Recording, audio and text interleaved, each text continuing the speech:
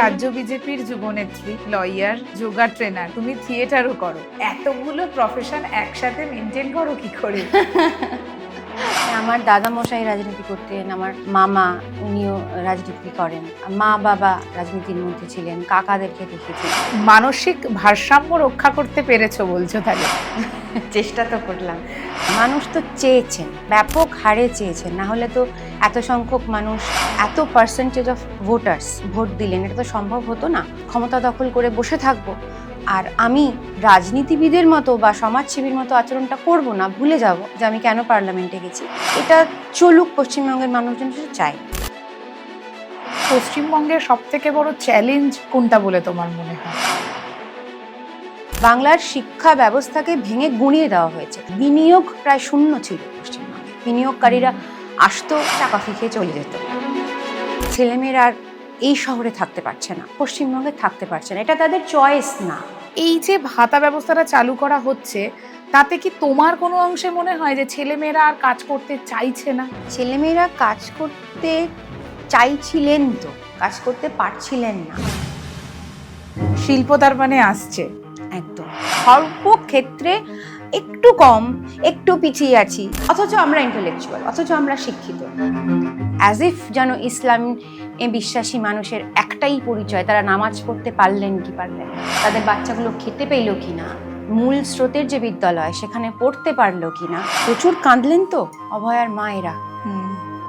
কখনোই নারী সুরক্ষিত থাকতে পারে না যেখানে, যে দেশে, যে অঞ্চলে শিক্ষিত মানুষজন নেই। আগে যেমন আমরা বলতাম ওই কাদা ছোড়াছুড়ি করছে, এখন সবাই ডিম ছোড়াছুড়ি করছে। না না, এটা তো অ্যাকসেপ্টেড নয়। এই ইন্ডাস্ট্রিটা একটা ব্যান কালচার চালু হয়েছিল। এই সময়টা তো কাজ করার সময়, এই সময়টা নিয়ে নিলেন, এবং যারা এটা করলেন তাদের সঙ্গে আর্টের কোনো সম্পর্ক নেই।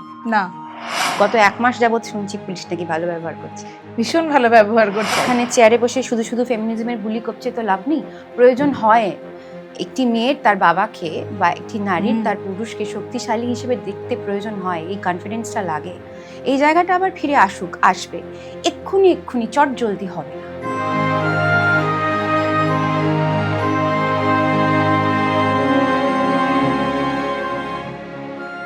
ওয়েলকাম কস্তুরী টু নতুন পাতা, সাথে নন্দিনী। কেমন আছো? খুব ভালো আছি। একদিকে তো রাজ্য বিজেপির যুবনেত্রী, তারপর হচ্ছে লয়ার, তারপর যোগা ট্রেনার, এখন গল্প করতে করতে শুনলাম তুমি থিয়েটারও করো। এতগুলো প্রফেশন একসাথে মেনটেন করো কি করে? ওই একটা কাজের মধ্যে আর কি চলে গেলে সেই কাজটা খুব মন দিয়ে করি, তারপর আরো একটা, এইসব। রাজনীতিতে আসাটা কিভাবে? এতগুলো প্রফেশন ছেড়ে রাজনীতিকেই বেছে নিলে কেন আর একটা প্রফেশন হিসেবে? না মানে ব্যাপারটা হলো যে নতুন করে আসিনি আর কি। আমি একদম কলেজের প্রথম বয়স মানে বছর থেকে আর কি, সেই সময় থেকেই রাজনীতি, তখন তো স্টুডেন্ট ইউনিয়ন করতাম কলেজের ভেতরে, সেই সময় থেকেই রাজনীতির মধ্যে ছিলামই। ছোটবেলা থেকেই কি বড় হয়ে ওঠা একটা রাজনীতি পরিবেশের মধ্যে? কারণ তোমার বাবাও ক্ষিতি গোস্বামী, আমাদের মাননীয় ক্ষিতি গোস্বামী ছিলেন, রাজনীতির সঙ্গে যুক্ত ছিলেন। তো সেইখান থেকেই কি কোনোভাবে তুমি পরিবার থেকে প্রভাবিত হয়েছো রাজনীতিতে আসার জন্যে? হ্যাঁ মানে প্রভাবিত, ওটাই তো পরিবেশ। মানে আমার দাদা মশাই রাজনীতি করতেন, আমার মামা উনিও রাজনীতি করেন, মা বাবা রাজনীতির মধ্যে ছিলেন, কাকাদেরকে দেখেছি, অঞ্চলটার মধ্যে দেখেছি প্রচুর মানুষ বাড়িতে আসছেন, তারা সবাই সমাজসেবী, শুধু একটা রাজনীতির আদর্শ নিয়ে তারা কাজটা করছেন, এভাবে করছেন আর কি। আমাদের বাড়িটা বলতে পারেন ঠিক বাড়ি ছিল না, মানে ছোটবেলা যেটা আরো বেশি ছিল ছোটবেলাতে, বাড়িটা বাড়ি নয়, বাড়িতে কাজের কথা, রাজনীতির কথা, কোথায় কি হচ্ছে, আমেরিকাতে কি হলো তাই নিয়ে তর্ক বিতর্ক, পাড়ায় কার সাথে কি হলো, কোথায়, মানে সমস্ত খবরের আগর আমাদের বাড়িটা ছিল আর কি। কোথায় কি হচ্ছে, কি করতে হবে, সমস্যা সলিউশন একসঙ্গে দেখেছি আর কি। কষ্ট পেতেও দেখেছি বিভিন্ন রাজনৈতিক যখন ঘটনা ঘটেছে, বাবাকে দেখেছি, খুবই স্পর্শকাতর মানুষ ছিলেন, সেইভাবেই আর কি তৈরি হয়েছে। তুমি তো একজন যোগা ট্রেনার এবং রিসেন্ট 99 নম্বর ওয়ার্ডে তুমি 1 সপ্তাহ ধরে একটা যোগা প্রশিক্ষণ চালিয়েছো, তো ক্যাম্প চালিয়েছো যেটাকে বলছে, এবং এই ক্যাম্পটা চালাতে গিয়ে তোমার রেসপন্সটা কেমন পেলে সাধারণ মানুষের কাছ থেকে? খুব আগ্রহী, সাধারণ মানুষ খুব আগ্রহী, মানে ছোট বড় মহিলারা খুব আগ্রহী, খুব। আর ছোটদের ক্ষেত্রে তো খুব সুবিধাজনক, শরীরটা খুব বেশি ফ্লেক্সিবল, তো খুব মজা লাগে। কিন্তু একটা চ্যালেঞ্জ আছে ছোটদের সঙ্গে, সেটা হচ্ছে যে ওদেরকে প্রাণায়াম করানো যায় না যতক্ষণ না পর্যন্ত, মানে এটা থিয়েটার থেকে আরও বেশি আমি শিখেছি, বুঝতে পেরেছি, কারণ আমি থিয়েটারও শেখাতাম বাচ্চাদেরকে। সেটা হচ্ছে যে যতক্ষণ না বাচ্চারা আর কি ঘেমে নিয়ে একদম চান, ততক্ষণ পর্যন্ত ওদেরকে বসানো যায় না। এটা একটা চ্যালেঞ্জ, মজা একটা এক ধরনের। আর বয়স্ক মানুষদের ক্ষেত্রে বা মানে 40 ঊর্ধ্ব যারা, তাদের প্রৌঢ়দের ক্ষেত্রে যেটা দেখলাম, সকলেরই ঘুমের একটা ইস্যু ছিল। এটা আমি মানে আমার মনে হয়েছিল বলে 16 থেকে 20 প্রত্যেক দিন সন্ধেবেলা রেখেছিলাম ক্যাম্পটা, যে অফিস ফেরত বা কাজকর্মের শেষে ওই সময়টা 6টার পর থেকে। তো সকলেরই একটাই বক্তব্য, ক্লাস করে গিয়ে খুব ভালো ঘুমিয়েছি। যে কি তৃপ্তি দিয়েছে আমাকে এই কথাটা, কারণ ঘুম কারো হয় না, প্রায় সকলেরই হাই প্রেশার, আর তা না হলে ছেঁড়া ঘুম আর কি। ঘুমের সমস্যাটা একটা সপ্তাহ অন্তত 99 ওয়ার্ডে সমাধান করতে পেরেছি। মানসিক ভারসাম্য রক্ষা করতে পেরেছো বলছো তাহলে? চেষ্টা তো করলাম। পশ্চিমবঙ্গের মানুষদের মানসিক ভারসাম্য কি রক্ষা হচ্ছে, আমার কি মনে হয়? চেষ্টা তো হচ্ছে, মানুষ তো চেয়েছেন, ব্যাপক হারে চেয়েছেন, না হলে তো এত সংখ্যক মানুষ, এত পার্সেন্টেজ অফ ভোটার্স ভোট দিলেন, এটা তো সম্ভব হতো না। কনসিয়াসলি চেয়েছেন, এবং প্রশাসনের কাছে মানে কেন্দ্রীয় সরকারকে প্রায় একেবারে মাথায় করে বসিয়ে আনলেন পশ্চিমবঙ্গে জনসাধারণ। এটা খুব সিগনিফিক্যান্ট একটা ব্যাপার, কারণ তারা তো পরিত্রাণ চাইছিলেন। একটা যেটা চলছিল, যে প্রহসনটা চলছিল, যে ক্ষমতা দখল করে বসে থাকবো আর আমি রাজনীতিবিদের মতো বা সমাজসেবীর মতো আচরণটা করব না, ভুলে যাব যে আমি কেন পার্লামেন্টে গেছি, এটা চলুক পশ্চিমবঙ্গের মানুষজন সেটা চায়নি, এবং ব্যাপকভাবে চায়নি। এবং সেই পরিত্রাণের জায়গা থেকেই তো এই হারে আমরা দেখলাম যে ক্ষমতার পরিবর্তনটা হলো। এখন বর্তমান সময়ে দাঁড়িয়ে পশ্চিমবঙ্গের সব থেকে বড় চ্যালেঞ্জ কোনটা বলে তোমার মনে হয়?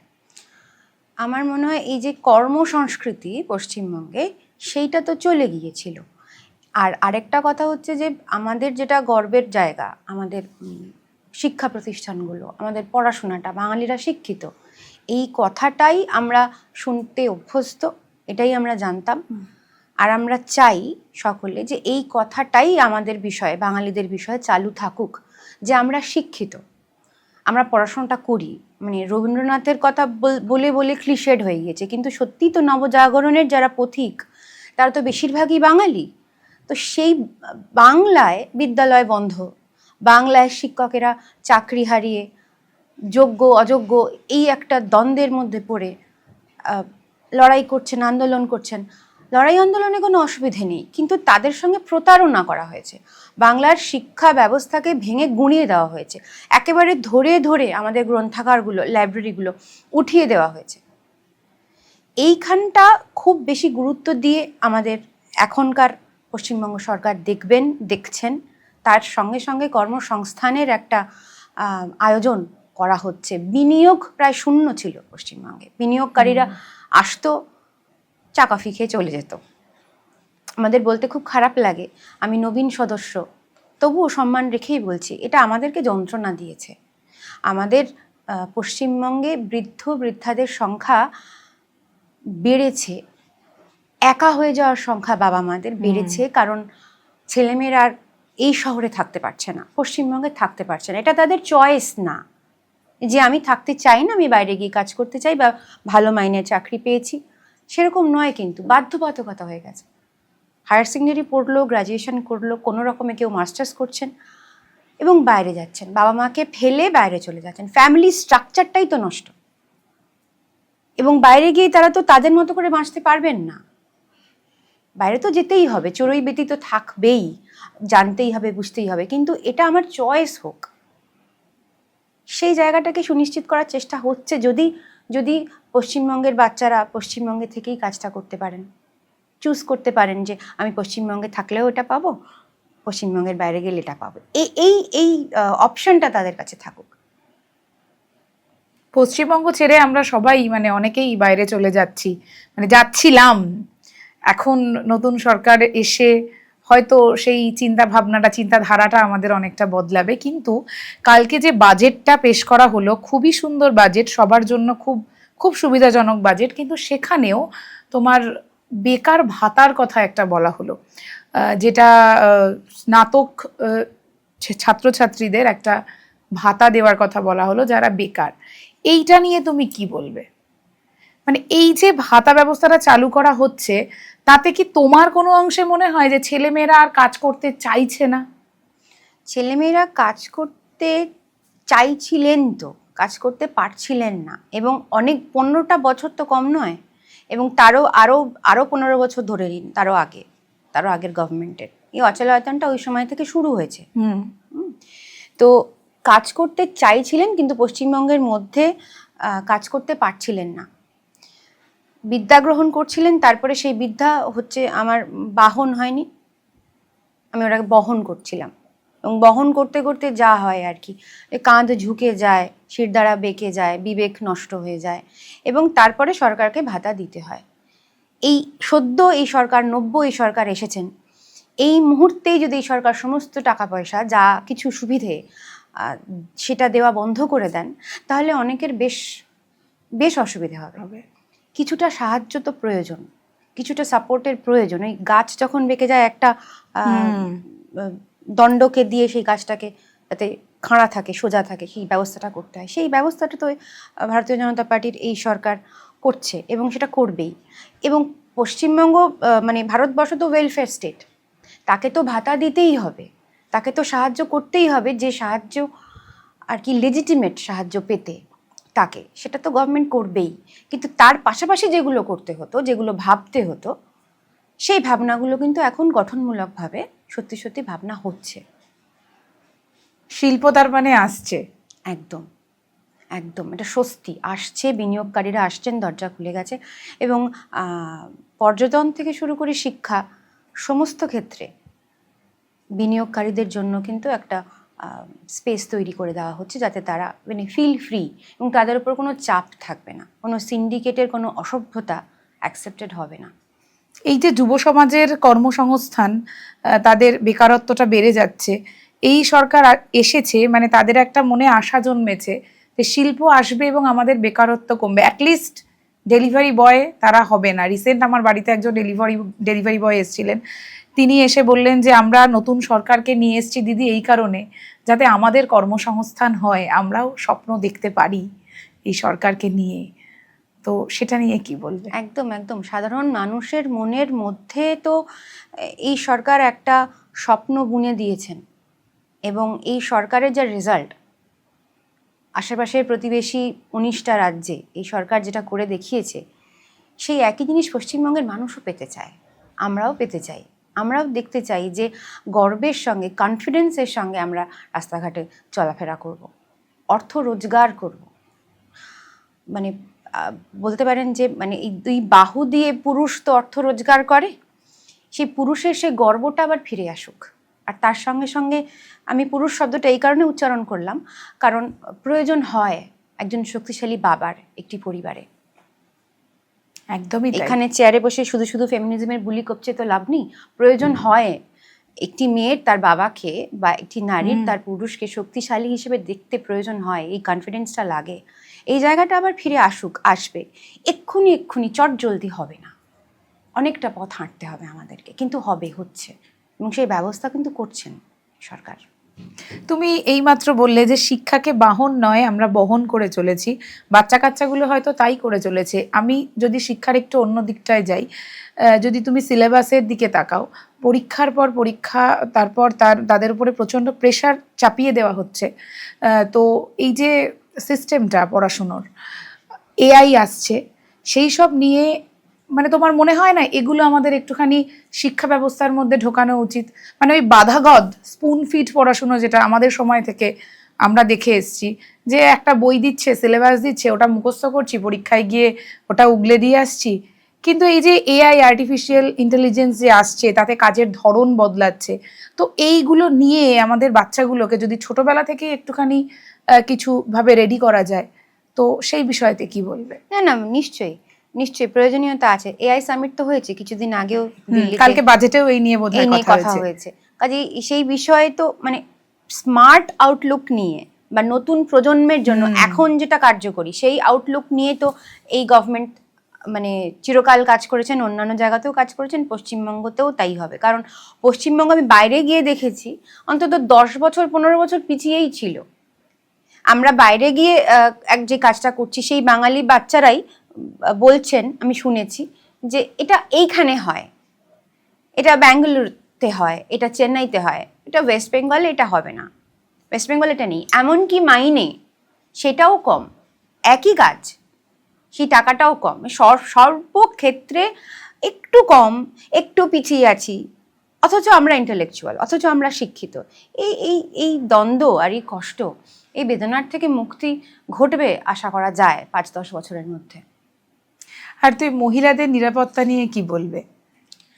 মানে কি এত মানে ঘটনা ঘটে গেল পশ্চিমবঙ্গে, এত সাংঘাতিক সব ঘটনা ঘটে গেল, মানে এরকম দেখে মনে হতে পারে যে এই ঘটনাগুলোই শুধু ঘটেছে, গৃহে হিংসা ঘটেনি, সেটা নয়। মানে যে রেটে সংখ্যালঘু সম্প্রদায়ের মধ্যে, ইসলামে বিশ্বাসী নারীদের মধ্যে বাল্য বিবাহকে রোখা হয়নি, অ্যাজ ইফ যেন ইসলামে বিশ্বাসী মানুষের একটাই পরিচয়, তারা নামাজ পড়তে পারলেন কি পারলেন না, তাদের বাচ্চাগুলো খেতে পেল কি না, মূল স্রোতের যে বিদ্যালয় সেখানে পড়তে পারলো কি না, নারীরা ফ্যামিলি প্ল্যানিংয়ের সাহসটা দেখাতে পারলো কি না। কারণ মায়ের কাছেই তো বাচ্চা খাবার চাইবে এসে, মা দিতে পারবেন না। এই ফেলিয়ার নিয়ে, এই যে কুপোষণ, সমান এই কুপোষণ নিয়ে পশ্চিমবঙ্গ কোথায় গিয়ে ঠেকবে? তলানিতে ডুবে যাচ্ছিলাম তো আমরা। সেই জায়গা থেকে মুক্তির প্রয়োজন আছে। সেই জন্য 8,000 বিদ্যালয় যেগুলো বন্ধ হয়েছে সেগুলোকে খোলা হবে। যতটা পারা যায় মূল স্রোতের বিদ্যালয়ের মধ্যে সর্বস্তরের মানুষকে আনা হবে। এবং আমি কেন নারী সুরক্ষার সঙ্গে শিক্ষার কথাটা বললাম, কারণ এটা ওতপ্রোতভাবে জড়িত। কখনোই নারী সুরক্ষিত থাকতে পারে না যেখানে, যে দেশে, যে অঞ্চলে শিক্ষিত মানুষজন নেই। একমাত্র শিক্ষিত মানুষজনই পারে সুরক্ষিত থাকতে এবং সুরক্ষা দিতে। এটা ইন্টারকানেক্টেড। আর মানে প্রচুর কাঁদলেন তো অভয়ার মায়েরা। আমি যেই কলেজের ছাত্রী, সাউথ ক্যালকাটা ল কলেজ, আমার কলেজের ভেতরে, আমার কমন রুমের ভেতরে যে ঘটনা ঘটেছে, ধিক্কার, মানুষ জানিয়েছেন। এরকম অসাংবিধানিক ঘটনা ঘটতে যাওয়া যাবে না। আর সরকারকে সরকারের মতো করেই থাকতে হবে। সে কোনো দল নয়, সে কোনো দলকে রিপ্রেজেন্ট করে না। তার একটা আদর্শ থাকতে পারে, নীতি থাকতে পারে, যেটা আমরা দেখেছি পূর্ববর্তী সরকারি দলের ছিল না, কিন্তু এই দলটার আছে, নীতিও আছে, আদর্শ আছে। এরা দেশকে আগে রাখে। আমরা আগে বলি নেশন ফার্স্ট, এবং সেই দেশের মধ্যে সবার আগে যার উন্নয়ন প্রয়োজন এবং তার ফলে নতুন প্রজন্ম এগোবে, সেটা হচ্ছে মহিলারা। এটা আমরা বলেছিলাম যখন আমরা আমাদের নির্বাচনের আগে আমরা কি করব, তখন আমাদের সকলের কাছ থেকে, আমাদের মতো নবীন সদস্যদের কাছ থেকেও জানতে চাওয়া হয়েছিল আমরা কি চাইছি। এই প্রস্তাবটা দিয়েছিলাম আমরা যে রাত্রিবেলা মহিলাদের জন্য পুলিশের একটা বিশেষ ব্যবস্থা থাকুক, এবং সেটা গৃহীত হয়েছে বাজেটে। বিনম্র শ্রদ্ধায় আমরা জানাচ্ছি, আমরা যারা নারী, আমরা যারা 90 সদস্য এই দলে, আমরা খুব খুশি, আমরা খুব খুশি। এবং এটা দরকার ছিল, একদম দরকার ছিল। এবং মহিলাদের জন্য 33% সিটও সংরক্ষণ করা হয়েছে চাকরি ক্ষেত্রে, এটাও বাজেটে হয়েছে। কিন্তু অভয়ার জন্য যখন সকল মানুষ লড়েছিলেন, তারা কিন্তু কোনো দল, কোনো পার্টি দেখেননি, সবাই আমরা বেরিয়ে পড়েছিলাম অভয়ার জন্য। আশা করা যায় তার বিচার নিশ্চয়ই হবে। তো মহিলাদের কথায় যখন এলাম, তখন এই মহিলাদের রাজনীতিতে আসা নিয়ে তুমি কি বলবে? তাদের আশাটাকে খুব দরকার মহিলা রাজনীতির প্রাঙ্গণে? একদম, খুব বেশি করে দরকার, খুব বেশি করে দরকার।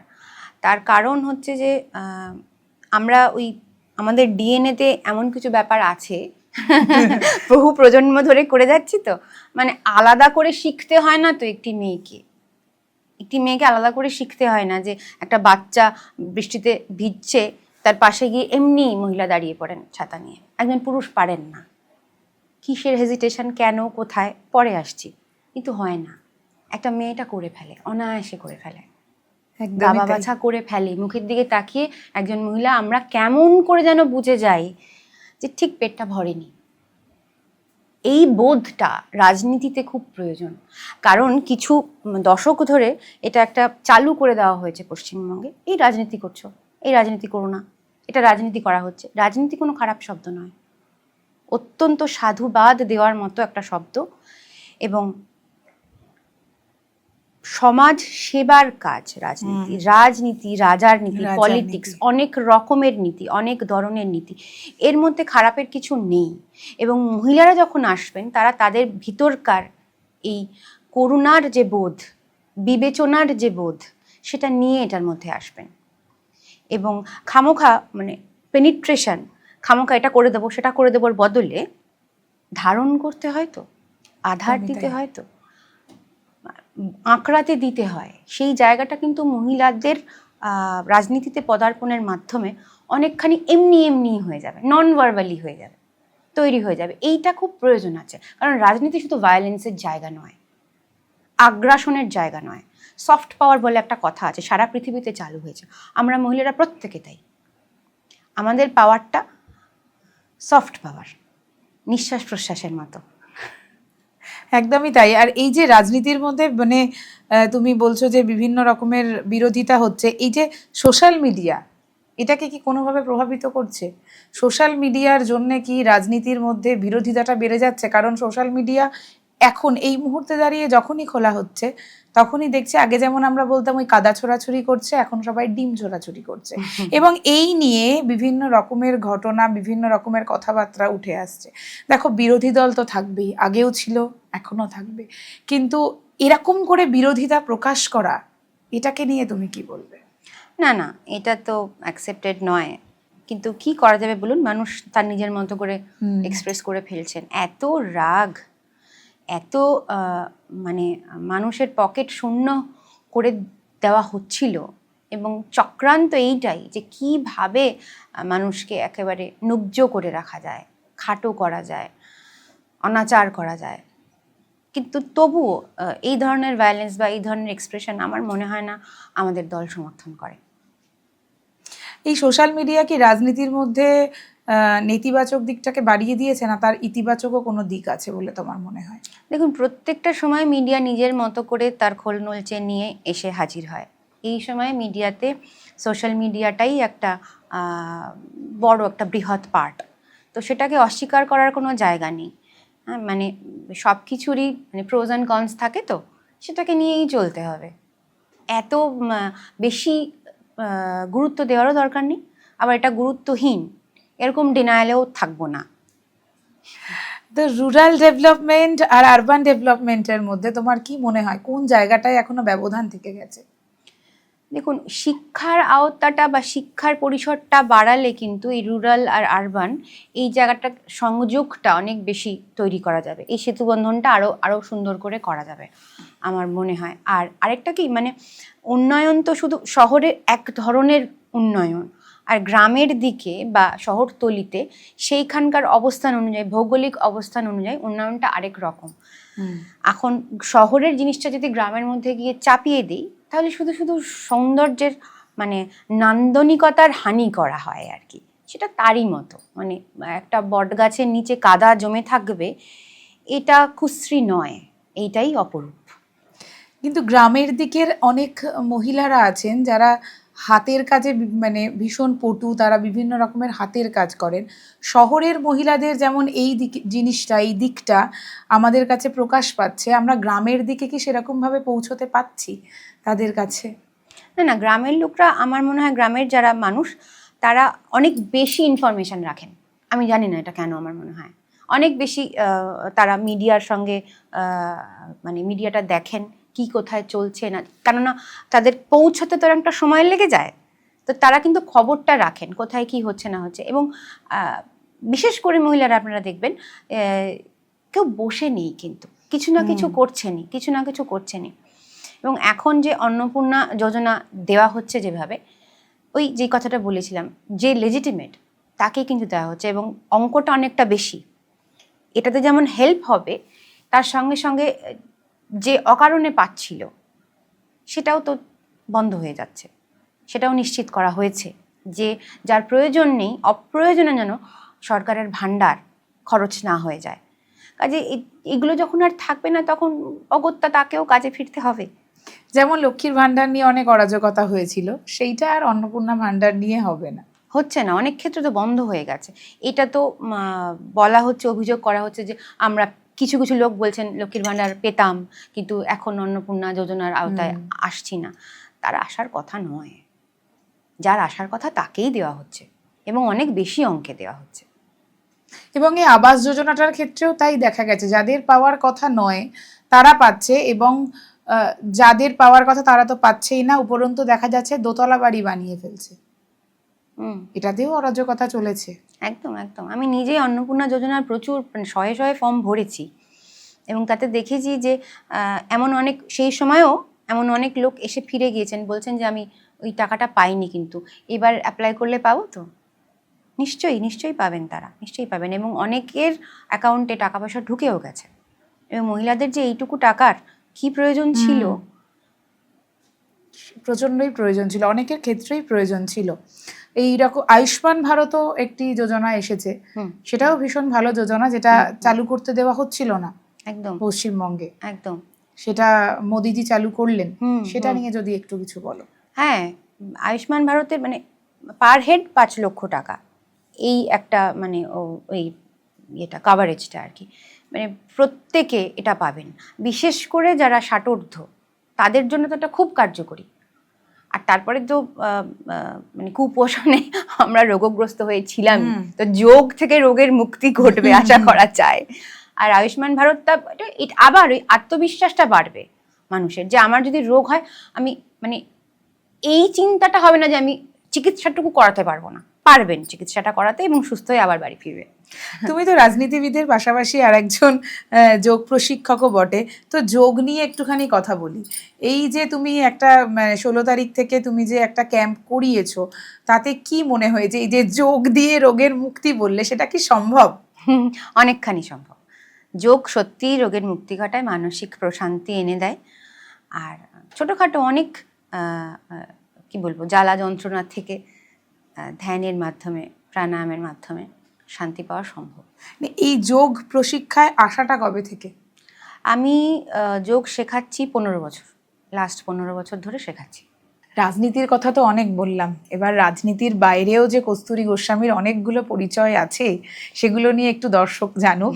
তা তুমি একজন যোগ প্রশিক্ষক, এটা তো জানলাম, এরপরে তুমি একজন থিয়েটার আর্টিস্ট, এই গল্পটা একটুখানি শুনি। থিয়েটার বলতে গেলেও বাবার কথা চলে আসবে। বাবা থিয়েটারে খুব ইন্টারেস্টেড ছিলেন, খেলাধুলায় যেরকম ইন্টারেস্টেড ছিলেন, নিজেও খেলতেন, থিয়েটারেও সাংঘাতিক ইন্টারেস্টেড আর কি। তো আর মানে আমি দেখেছি আমার বাবা, কাকা, আমরা না খুব ভালো নকল করতে পারতাম, অন্য লোককে কপি করা, স্কুলে টিচারদেরকে, এমনকি একটু বড় হওয়ার পরে তাদের সামনেও করেছি। বলতেন আমাকে একটু করে দেখাতো, পেছনে লাগার জন্য আর কি। তো স্কুল লেভেল থেকে, একদম স্কুলে পড়ার সময় থেকে আমার থিয়েটার করা, নাটক করা, কবিতা পড়া, তো এগুলো ওই সময় থেকে শুরু আর কি। তারপরে আমি দুটো প্রফেশনাল থিয়েটারের দলের সঙ্গে আর কি পশ্চিমবঙ্গে, কলকাতায় কাজ করেছি। ন্যাশনাল স্কুল অফ ড্রামাতে পারফর্ম করার সুযোগ পেয়েছি, ধন্য হয়ে গেছি। আর দক্ষিণ ভারতেরও দুটো প্রফেশনাল থিয়েটার দল, তাদের সঙ্গে আমি দীর্ঘ 7-8 বছর কাজ করেছি।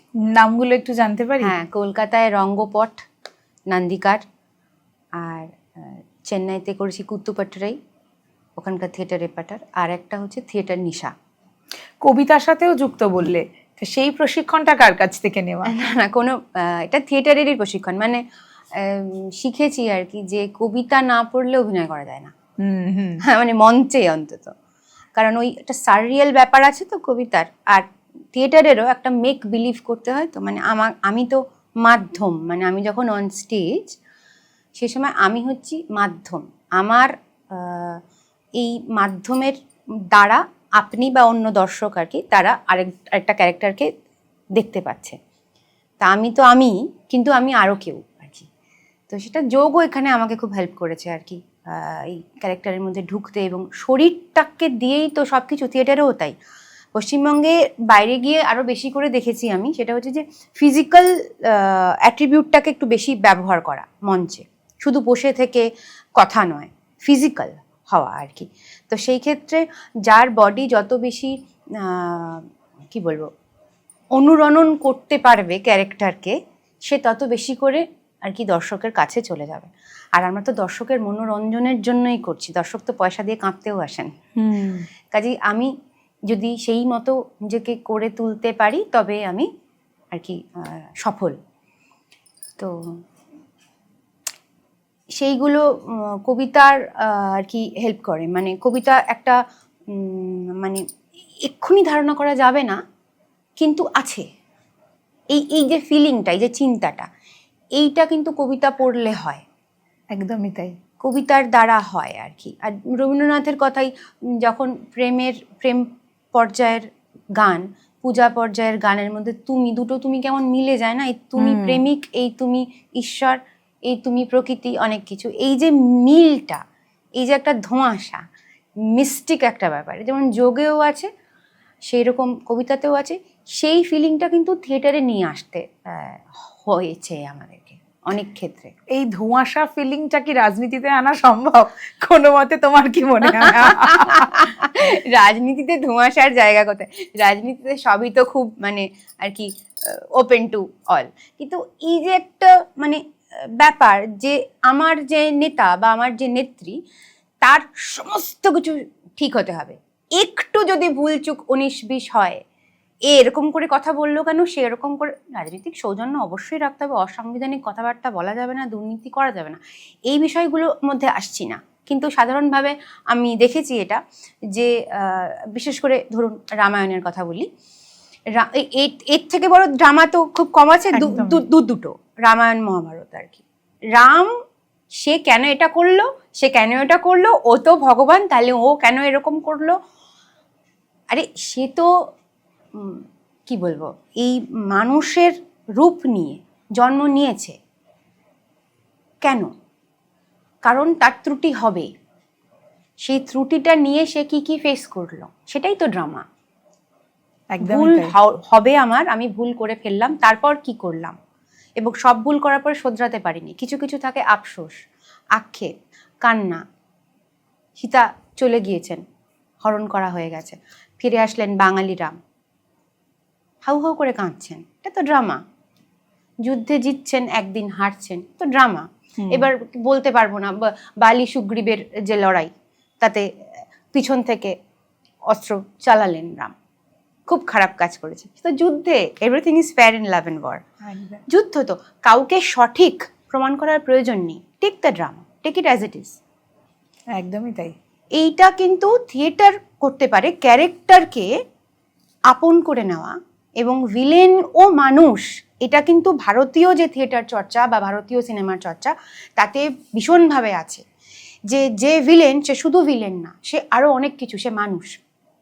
রাবণের পায়ের কাছে বসে কিন্তু লক্ষণ শিখেছিল নীতি, এবং রাম পাঠিয়েছিলেন, কারণ উনি বেদজ্ঞ, উনি সঙ্গীতজ্ঞ, এবং উনি নৃত্যে পারদর্শী। তার সঙ্গে উনি খুব ভালো প্রেমিক, তার সঙ্গে উনি খুব ভালো একজন রাজনীতিবিদ, তার সঙ্গে উনি সাংঘাতিক অন্যায় করে ফেলেছেন এবং যুদ্ধে হেরেছেন। সবটা মিলিয়ে এটাই তো ড্রামা। এটা কিন্তু আছে আমাদের ভারতবর্ষের মধ্যে। কাজে আমরা এইভাবে আমাদেরকে যদি দেখার আরেকবার আমরা নিজেদেরকে সুযোগ দিই, যে ভারতবাসীর মতো করে দেখব, আমাদের ক্যারেক্টারগুলো যে মানুষ, রক্ত মাংসের মানুষ, এবং ভুল ত্রুটি নিয়েই সে, এমনকি শ্রীরাম, তাহলে তো সেগুলো চেপে লেখা হতো। এতবার এত রকম করে লেখা হয়েছে রামায়ণ, কোথাও কিছু চাপা হয়নি, সবটাই ওপেন, সবটাই বলা হয়েছে। কেন? কারণ আমাদের মাথার মধ্যে, মনের মধ্যে সেই কি বলবো, সেই ওপেননেসটা, সেই ব্যাপকতাটা, সেই অ্যাকসেপ্টেন্সটা যাতে তৈরি হয়, এটা থিয়েটার দেয়। তুমি থিয়েটারের কথা যখন বললে, আমরা এই থিয়েটার নিয়ে যখন আলোচনা করছি, আর একটা প্রসঙ্গ না তুলে পাচ্ছি না, এই ইন্ডাস্ট্রিটা একটা ব্যান কালচার চালু হয়েছিল গত যে সরকার ছিল সেই সরকারের সময়তে। এই ব্যান কালচারটা নিয়ে কি বলবে? খুব খারাপ, খুব খারাপ। মানে যেটা সবচেয়ে বেশি খারাপ আমার মনে হয়েছে সেটা হচ্ছে যে একজন আর্টিস্টের কাছে, সে ক্যামেরার পেছনের আর্টিস্ট হতে পারেন, ক্যামেরার সামনের হতে পারেন, সহযোগী হতে পারেন, যেই হতে পারেন, সময়টা খুব গুরুত্বপূর্ণ। এই যে 40-এর আশেপাশে যখন আমরা একদম কর্ম উদ্যমে ফুঁকতে থাকি, এই সময়টা তো কাজ করার সময়, এই সময়টা নিয়ে নিলেন, এই সময়টা কেড়ে নিলেন এদের কাছ থেকে। এবং এত ভালো ভালো কাজ হতে পারতো, এবং এরা মানে অনেকেই থিয়েটার থেকে উঠে এসেছেন, তাদের কাজ দেখলে বোঝা যায়, ভালো লাগে।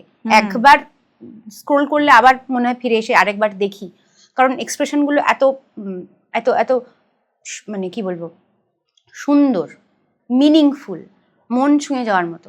তাদের কাছ থেকে এতগুলো সময় নিয়ে নিলেন, এই ধরনের ক্রুয়েলটি মানে ভাবা যায় না যে পশ্চিমবঙ্গে হলো। এবং যারা এটা করলেন তাদের সঙ্গে আর্টের কোনো সম্পর্ক নেই, না, তাদের সঙ্গে আর্টের কোনো সম্পর্ক নেই।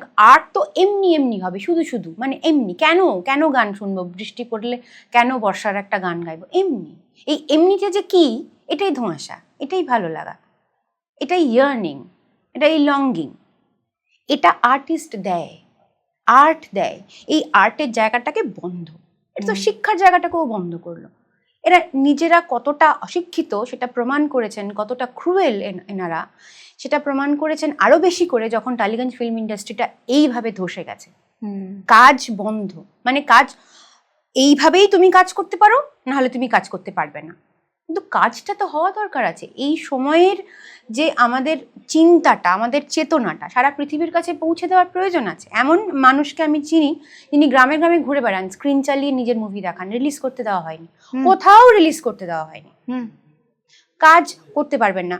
যে অভিনেতা, তার বয়স এখন 40, তার কাছ থেকে আপনি 5 বছর নিয়ে নিন, সে 45-এ ওই কাজটা করতে পারবে না। আমরা যখন কাস্টিং কল দিই সেখানে লেখা থাকে 30 বছর, 35 বছর, বিশেষত মহিলাদের ক্ষেত্রে তখন তাদের যখন বয়স বাড়ে কাজই পাওয়া যায় না, ওই একই ক্লিশেড কাজ হয়ে চলেছে। আত্মবিশ্বাসের অভাব। এই বাংলায় ঋত্বিক ঘটক, সত্যজিৎ রায় যেই ধরনের কাজ করেছেন, ঋতুপর্ণ ঘোষও করেছেন এই ধরনের কাজ, তারপর থেকে ওই এক সেট, এক গল্প, কোনো এক্সপেরিমেন্টেশন নেই, এবং কাউকে সাহসও দেওয়া হয় না, এবং এক মুখ, ওনারাই কাজ করবেন। একদম সঠিক।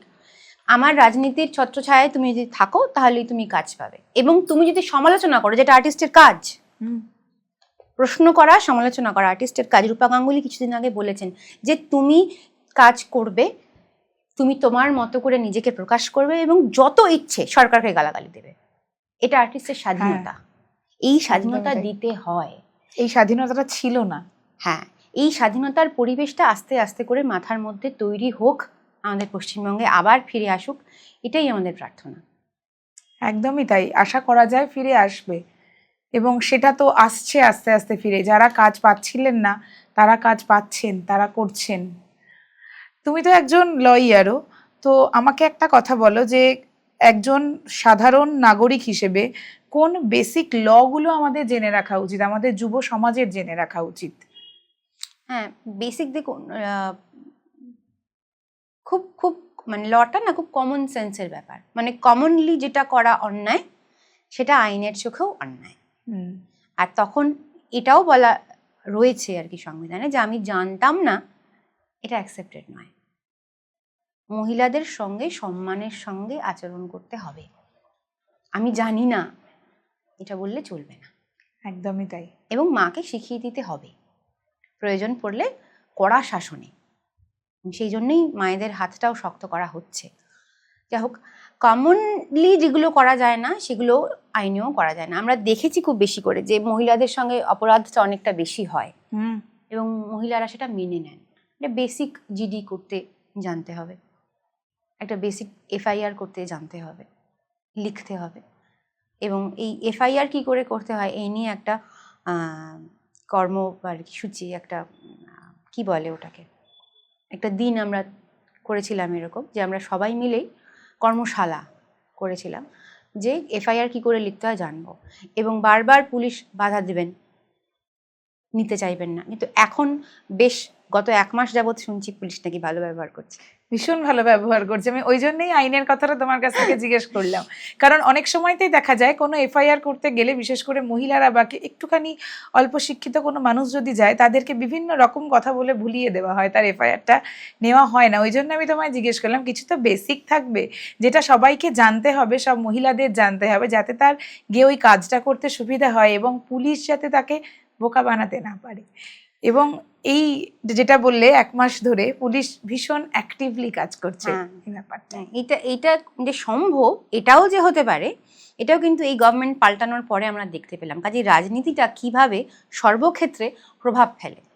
হ্যাঁ, এই মহিলাদের এই বেসিক জিনিসটা আর কি, যে তার সঙ্গে তার গায়ে হাত তোলা যাবে না, এবং সে যদি চায় সে অর্থ রোজগার করতে পারে, তাকে কেউ আটকাতে পারবে না। এবং দেখেছি ওই বাসগুলোতে বিনা শুল্কে তাদের যাতায়াতের একটা ছাড় দেওয়া হয়েছে, সেটাকে তাকে প্রবলভাবে ব্যবহার করতে হবে। সাপোর্ট পেলে সেই সাপোর্টটাকে প্রবলভাবে ব্যবহার করতে হবে, এবং হেল্প চাইতে হবে। একবার প্রতিবাদ করলে, একবার বেরিয়ে হেল্প চাইলে কিন্তু প্রচুর মানুষ পাশে এসে দাঁড়িয়ে পড়েন। আমি যদি মনে মনে জাজ করতে থাকি আমার পাশে কেউ থাকবে না, আমার পাশে কেউ নেই, আমি অবলা নই, অবলাটা বলা নই, আমি যথেষ্ট সবলা এবং বলশালী। আর সেই বলটা শুরু হয় কিন্তু অর্থ রোজগারের মাধ্যমে। একদমই তাই। রোজগারটা করতে পারবে, একটা বেসিক শিক্ষার আওতায় থাকতে হবে, তারপরে অর্থ রোজগার যদি করতে পারি তাহলে আমার কাছে অনেকটা পাওয়ার থাকবে। এবং সেটাই অর্থনীতি কিন্তু শেষ কথাটা বলে, অর্থনীতি অনেক কিছু নির্ধারণ করে দেয়। সেই অর্থ রোজগারের মধ্যে কিন্তু মহিলাদেরকে নিজেদেরকে আনতে হবে, তাহলে অনেকটা কন্ট্রোল করা যায়। কি যে একটা আত্মবিশ্বাস দেয় অর্থ রোজগার, সেটা যে করেছেন বা যারা করছেন তারাই জানেন। আগে পরে যদি মানে এই আমাদেরকে ফোনের মধ্যে আসে না দেন নাও, সেটা ওভাবে বোঝা যায়, মুখ চোখও পরিবর্তন হয়ে যায়। আর বয়স্ক মানুষের ক্ষেত্রে সাইবার ক্রাইম আপনি বলছিলেন, সাইবার ক্রাইম সেটা খুব বেশি। কোনো ফোন, কোনো ধরনের কোনো ফোন ইন্ডালজ করবেন না। কেউ কোনো নাম্বার চাইলে বলবেন যে আমার জানা নেই, একদম সপাট না, কারণ ফোনে আপনার কাছ থেকে কেউ নাম্বার চাইতে পারে না। কোনো অ্যাকাউন্ট নাম্বার, অ্যাকাউন্ট ডিটেলস, আধার নাম্বার, প্যান নাম্বার কেউ চাইতে পারে না ফোনের মধ্যে। যেখানেই যাবেন ফিজিক্যালি সেটা গিয়ে দেবেন। আর জেনারেলি ওই ট্রেনের বুকিংটা প্যান কার্ড দিয়ে না করার চেষ্টা করবেন, কারণ সেই নাম্বারগুলো এরা নিয়ে মিসইউজ করে, এটা দেখেছি আমরা। তো সেই জায়গাটা থেকে আর কি নিজেকে আটকাবেন। আর যেটা একটা থ্রেট কালচার, একটা ফিয়ার পলিটিক্স চলছিল, সাংঘাতিকভাবে চলছিল, ভীষণভাবে।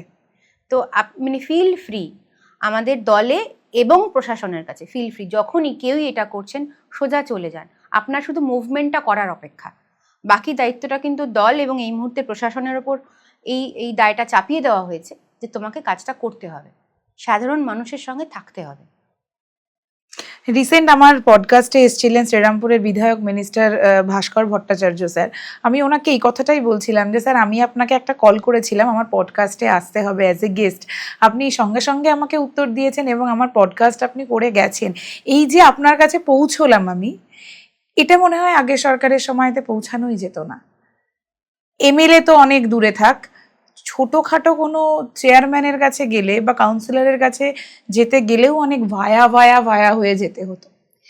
সেই ব্যাপারটাই বোধহয় এখন মানে এই সরকার এসে চলে গেছে, মানুষ খুব সহজে সবার কাছে পৌঁছতে পারছে। আমাদের মুখ্যমন্ত্রী শুভেন্দু অধিকারী স্যারও সাধারণ মানুষের কথা শোনার জন্যে বসছেন, তাদের কথা শুনছেন। এই ব্যাপারগুলো বড্ড ইজি হয়ে গেছে এখন বোধহয়, যেটা আগে ছিল না। হ্যাঁ, এটার খুব দরকার ছিল, মানে জনতাকে তো সত্যিই পৌঁছতে হবে। এবং উনি শুভেন্দুদা যেটা নামটাও দিলেন খুব ইন্টারেস্টিং, জনতার দরবার। জনতার, এবং রাজ্য অফিসের বাইরে আপনি গিয়ে দেখবেন আপনার ভালো লাগবে যে লোকজন অপেক্ষা করে আছেন, কথা বলছেন এবং শোনা হচ্ছে, একটা টিম কাজ করছে। শুধু শুনছেন আর ছেড়ে দিচ্ছেন, ব্যাপারটা একদমই নয়। একদম, এই যে বারবার আমি এই কথাটা বলি বা বলেছি যে গঠনমূলক পরিবর্তন, সত্যি সত্যি কিন্তু দরবারে এই সমস্যাটা শুনে সেটা সলিউশন কি হতে পারে কত দূর এই মুহূর্তে যাওয়া যেতে পারে, কি কি করা যেতে পারে, সেই একটা টিম কাজ করছে। এবং কাউকেই কিন্তু হাওয়ায় হাওয়ায় বলা হচ্ছে না যে এই তো এক্ষুনি এটা হয়ে যাবে, শুনে নিয়েছি আমি ফোন করে বলে দিচ্ছি ঠিক হয়ে যাবে, না, একদম কাগজে কলমে কি সম্ভব না, কোথায় আটকে আছে, একদম মানে মেটিকুলাসলি এই কাজটা কিন্তু করা হচ্ছে। এটাকে সাধুবাদ জানানোর মতো কথা। একদমই তাই। তোমার কি মনে হয় আগামী 5-10 বছরে এই যুব সমাজের রাজনীতিতে অংশগ্রহণ কতটা জরুরি হয়ে পড়ছে, না, কতটা দরকার? খুব খুব দরকার, এবং রাজনীতির সঙ্গে থাকবো না কেন। আর রাজনীতির বাইরে যদি যুবতীরা চলে যায়, তাহলে যেটা হবে সেটা হচ্ছে দলের শক্তি কমে যাবে। এবং দেখুন, মস্তিষ্ক পাকা তো তাদেরই যারা প্রাজ্ঞ, এবং দেখা গিয়েছে যে বয়স যত বাড়ে প্রাজ্ঞতাও বাড়ে ইন জেনারেল। কিন্তু অ্যাকশন কারা করতে পারবে? হাত পা কারা? হাত পা তো আমরা যারা যুব, তাদের যদি পার্টিসিপেশন না থাকে, তাদের সঙ্গে যদি এই প্রাজ্ঞদের যোগ না থাকে, তাহলে কাজটা আটকে যায়, সমাজ সংস্কারটা আর হয় না। ওই ইন্টেলেকচুয়ালিটি আর কি করতে হবে একটা ডিপার্টমেন্টের মধ্যে বন্ধ হয়ে যায়, সেটা পাড়ায় পাড়ায় পৌঁছয় না, অঞ্চলে অঞ্চলে পৌঁছয় না। সেই পাড়ায় পৌঁছানোর, অঞ্চলে পৌঁছানোর, রাস্তাঘাটে পৌঁছানোর কাজটা কিন্তু যুবরা করতে পারে। এবং সেই জন্য প্রাজ্ঞ মাথাদের সঙ্গে এই এই এই এই মানে প্রাকৃতিকভাবে এখনো আর কি একটু বেশি শক্তিশালী যুবদের থাকাটার খুব দরকার, না হলে সঞ্চালনটা আটকে যায়। তোমার রাজনীতিতে ডিসিপ্লিন কতটা দরকার বলে তোমার মনে হয়? 100% দরকার আছে। ডিসিপ্লিন না হলে, দেখুন, মোদিজি গত 12 বছর ধরে এই এই যে দিনটা, এটা যে ভারতের দিন, যোগ যে ভারতের, আমাদের, এটাকে উনি ফিরিয়ে দিলেন। এই সম্মানটা আমাদের ঋষিদের উনি আরো একবার, মানে কি বলবো না, আমাদের সকলকে মনে করিয়ে দিলেন যে আমরা ভারতীয়, এটা আমাদের, এবং এটা আমাদের দিন, এই দিন। এবং খুব সিগনিফিকেন্ট যে এটা কোন দিনটাকে বেছে নেওয়া হয়েছে। 21শে জুন সবচেয়ে বড় দিন, অনেক বেশিক্ষণ ধরে সূর্যালোক আমরা পাবো। মানে কানেকশনটা, যোগটা, প্রকৃতির থেকে তো আমরা বিচ্ছিন্ন নই। এবং এই যে ডিসিপ্লিনটা, যোগটা দিয়ে দিন শুরু করো অথবা যোগ করে দিন শেষ করো, এই ডিসিপ্লিনটা কোথাও একটা নিজেকে ফোকাস রাখে। এই ফোকাসটা থাকলেই কিন্তু আমি যে কর্মে রয়েছি, সেই কর্মযোগে আবার নিজেকে কিন্তু দিতে পারবো। ডিসিপ্লিনটা চলে গেলে বিক্ষিপ্ত হয়ে যাবে অনেক কিছু। আর শরীর থেকেই তো সব কিছু শুরু। ডিসিপ্লিনটা আগে তো শরীরের দরকার, কারণ কেউ যখন ধ্যানে বসেন তখন প্রথমেই তাকে আমরা বলি শির দ্বারা সোজা, শির দ্বারা সোজা। সেই ডিসিপ্লিনটা তো শরীর থেকে শুরু হয়। একদমই তাই। আর এই যে জেনজি জেনারেশন, যাদের নিয়ে আমরা ভীষণ মাতামাতি করছি, তারা যদি রাজনীতিতে আসতে চায়, তাদের জন্য তুমি কি বার্তা দেবে? স্বাগত, নিশ্চয়ই স্বাগত। তবে ওই একটা এদের সম্বন্ধে একটা অভিযোগ রয়েছে। আচ্ছা, সেটা হচ্ছে আই মি মাইসেলফ। রাজনীতিটা আই মি মাইসেলফের জায়গা নয়, মানে either my way or highway, এটা রাজনীতি নয়। রাজনীতিটা হচ্ছে সবাইকে শুনতে হবে, লিসনিং, শুনতে হবে সবাইকে, এবং এটা বুঝে নিতে হবে যে সব কিছু সমাধান আমি করতে পারবো না, কিন্তু আমি অনেকটা করতে পারি। আর আমি যদি মনে করি আমি সকলকে খুশি করব, তাহলে আমি আসলে কাজের কাজটা করতে পারবো না, তাহলে সেটা আবার তোষণ হয়ে যাবে। এই দল কিন্তু তোষণ থেকে বেরিয়ে এসেছে এবং সোজা সাপটা চাচা ছোলা কাজের কাজ করছে।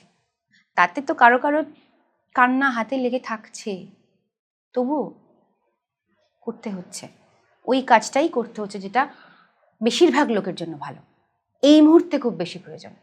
কাজে ইন প্রেজেন্ট যদি ভাবতে হয়, হিয়ার অ্যান্ড নাওতে যদি থাকতে হয়, তাহলে কিন্তু রাজনীতিটা সম্ভব।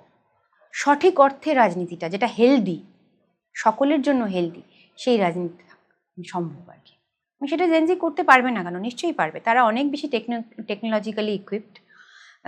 কিন্তু ওই আর কি একটা একটা সন্তান তো এরা সকলেই, কাজে আমাদের আশঙ্কাটা এরা ভুল প্রমাণ করুক, এরা সকলকে নিয়ে বাঁচুক। একদমই তাই। খুব ভালো থেকো, and thank you so much নতুন পাতা সাথে নন্দিনীকে এতটা সময় দেওয়ার জন্যে। খুব ভালো থেকো। Thank you. আমার দর্শক বন্ধুদের মধ্যে যারা জেনজি জেনারেশনের ছেলে মেয়ে আছো, তারা এই এপিসোডটা সম্পূর্ণ দেখলে এবং কেমন লাগলো আমাদের অবশ্যই কমেন্ট বক্সে জানিও। দেখা হচ্ছে আবার কোনো নতুন এপিসোডে নতুন কোনো গল্প নিয়ে। সাথে থাকো এবং সাবস্ক্রাইব করো আমাদের চ্যানেল নতুন পাতা সাথে নন্দিনী, যেখানে প্রতিটি গল্প একটি নতুন পাতার শুরু।